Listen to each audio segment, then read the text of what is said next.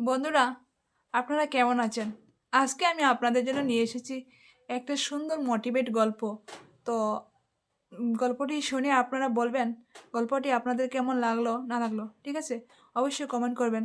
আপনাদের এক একটা কমেন্ট আমাকে কিন্তু ভিডিও করতে অনেক মোটিভেট করে।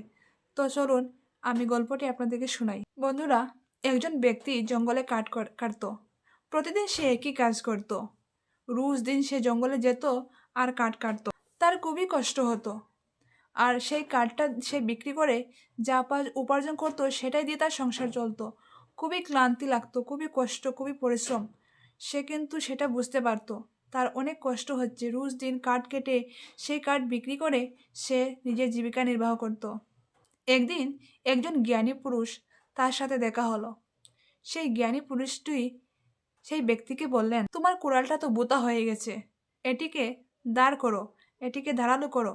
তখন সেই পরিশ্রমী ব্যক্তিটি বলল, আরে কুড়ালটা দাঁড় দেওয়ার সময় কোথায়, সারাদিন তো পরিশ্রম করেই চলে যায়। তখন সেই জ্ঞানী ব্যক্তিজন বললেন, কোড়ালটা যদি ধার না দিয়ে কাটতে থাকো তাহলে সারা জীবন সেই কাটতেই থাকবে, কিন্তু জীবনে সাফল্য তো পাবে না। এই গল্পের শিক্ষাটা হলো, আমরা অনেকেই কাজ করি, কাজ করতেই থাকি, কিন্তু সেই কাজটা আমাদের সাফল্যের চূড়ান্ত সীমায় কিন্তু পৌঁছতে দেয় না। কারণ হচ্ছে আমরা কাজটা সঠিকভাবে করতেই পারি না। পরিশ্রম করি, চেষ্টা করি, কিন্তু আমরা নিজের উন্নতি করি না। বন্ধুরা, সবসময় মনে রাখবেন, যে কাজ আপনি আজ করছেন সেই কাজটা কালকে আরও ভালো করে করার চেষ্টা করবেন। এটাই হলো ধার দেওয়া। জীবনে একটা কাজ করছি আর সেই ধারাবাহিকভাবে সেই কাজটা প্রতিদিন করে যাব, সেটা কিন্তু ঠিক নয়।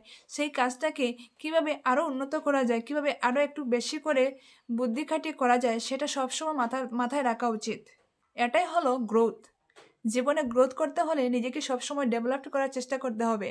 আপনাকে প্রতিদিন একটু হলেও নিজেকে উন্নতি করার চেষ্টা করতে হবে, নিজেকে উন্নতি করতে হবে। সবসময় পিছিয়ে থাকলে হবে না।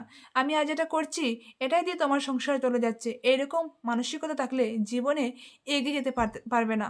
তো আপনাকে সবসময় নিজেকে ডেভেলপ করার চেষ্টা করতে হবে। একটার পর একটা চেষ্টা আপনাকে চালিয়ে যেতে হবে, যতক্ষণ না আপনি সেই চূড়ান্ত শিখরে গিয়ে পৌঁছতে পারছেন। যে মানুষ আজ বড়, সে কখনো কিন্তু জন্ম নিয়ে বড় হয়ে যায় না।